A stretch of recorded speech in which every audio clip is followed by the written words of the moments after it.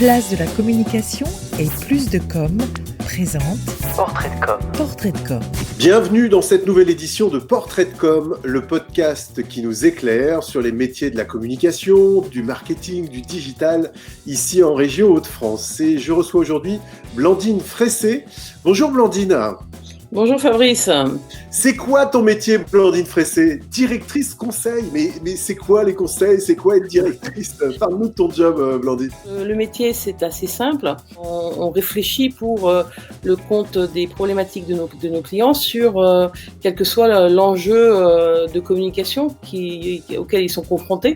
Donc le conseil, c'est de repositionner la problématique sur des enjeux du pourquoi effectivement aujourd'hui on en est là, pourquoi est-ce qu'il y a cette problématique qui arrive, et ensuite une fois que cette réflexion est faite, on va trouver les moyens et le comment on peut le résoudre. Mais la première chose, c'est de se repositionner sur le levier stratégique et le levier du pourquoi c'est arrivé et pourquoi et dans quel sens on va identifier la problématique. Dans ton job, tu écoutes beaucoup ton client. Et qui sont-ils d'abord tes clients, Blandine? Alors, on a une volumétrie de clients assez variée. Donc aujourd'hui, on accompagne des grandes marques. Donc plus particulièrement, moi, je m'occupe de Chausport, qui est un retailer, sur lequel on a un accompagnement assez atypique, puisqu'ils ont une équipe de communication assez forte, assez musclée. Ils ont une dizaine de personnes. Et pour Chausport, on les accompagne pour faire émerger les talents qu'ils ont en interne, afin que ce soit eux qui fassent, en tout cas. Et nous, on est là en tant qu'émergence, inspirant et garant de ces communications qui sont à venir.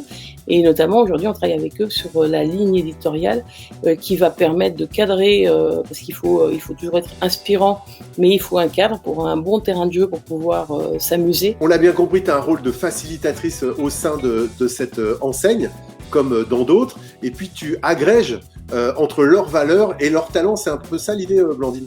Oui, alors j'aime bien le mot que tu emploies, facilitatrice, puisqu'effectivement aujourd'hui c'est ce qui me booste au quotidien, c'est d'avoir cette écoute active et de questionner pour arriver finalement à ce que les clients s'approprient tout seuls leur idée et qu'ils pensent que c'est eux qui l'ont eu, et une meilleure idée vient toujours du client, bien évidemment, et le facilitateur va faire à ce que cette idée-là émerge chez la personne ou chez le client ou chez la structure qui est en face. Alors, ce qui nous amène aux qualités, pour toi, les qualités requises dans ton job, c'est quoi? Alors, je ne veux pas répondre à ta place, mais il y a un côté socratique. Oui. C'est ça. Alors, des qualités, il y en a beaucoup. Et en fait, surtout, si on part sur le rôle de facilitateur, donc je l'ai dit, l'écoute active, la reformulation aussi, le fait d'être sûr qu'on ait bien compris la pensée. Ensuite, il y a un rôle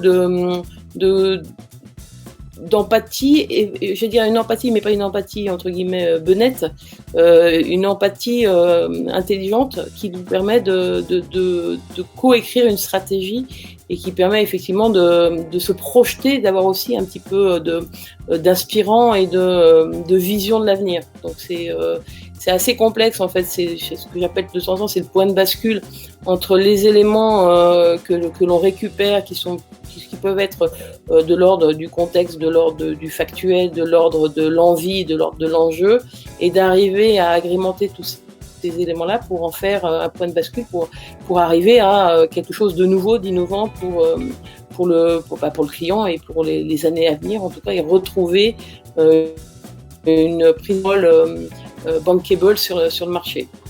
Oui, puis qu'il soit du coup plus performant et qui soit ravi sur le retour sur investissement, ouais. Qui retrouve d'une certaine façon l'argent peut-être ou la mission qu'ils vous ont donnée.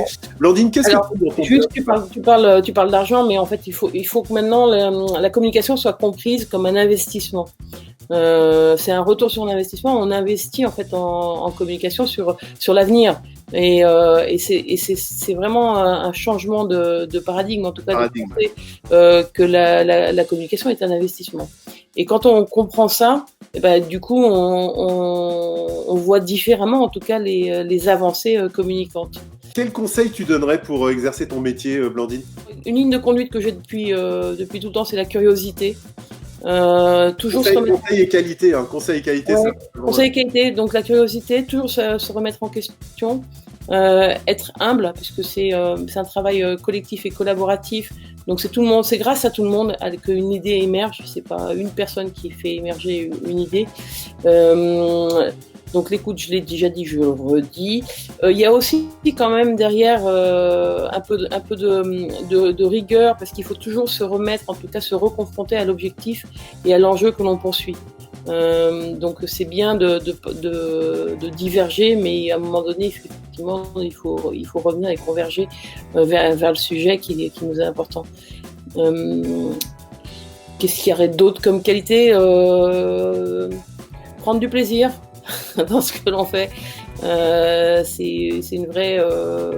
est-ce que c'est une qualité ou une conviction ? Mais en tout cas, ça fait partie de l'émergence, en tout cas de la posture qu'un facilitateur doit avoir, parce qu'on est là pour...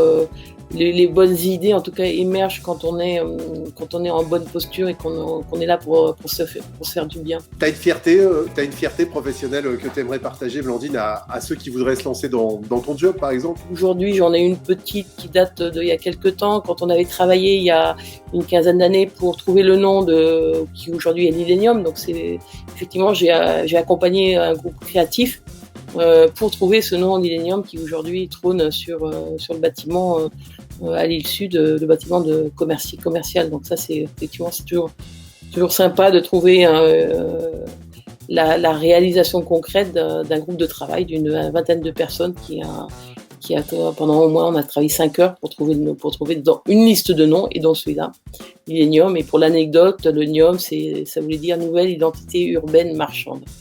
Donc, et en plus, un acronyme qui est rattaché à l'île, et donc avec beaucoup de sens en fait sur l'ensemble d'une énigme. Et pour le coup, là, t'as fait pleinement ton rôle de directrice conseil par rapport à la page blanche qui était avec ton client. Un mot à ajouter, Blandine, peut-être ? Un mot à rajouter, je pense que la communication n'est qu'à dans une nouvelle aube. En fait, on a un métier qui se régénère. Et qui a toujours plus de sens et plus d'envie. Donc pour les jeunes qui veulent faire ce métier-là, soyez mobilisés, soyez dynamiques, soyez enthousiastes, et surtout n'oubliez pas que la communication, c'est aussi de la culture. Et donc il faut s'abreuver de médias et toujours être en mode dynamique. Merci, c'est une belle conclusion, Blandine Fressé, pour JBL.com et compagnie, puisque c'est la société dans laquelle tu exerces ton métier de directrice conseil. Et quant à nous, on se retrouve très prochainement pour un nouveau Portrait de Com, le podcast qui nous éclaire sur les métiers du marketing, de la communication et du digital en région Hauts-de-France. À très bientôt. Portrait de Com, avec place de la communication et plus de com.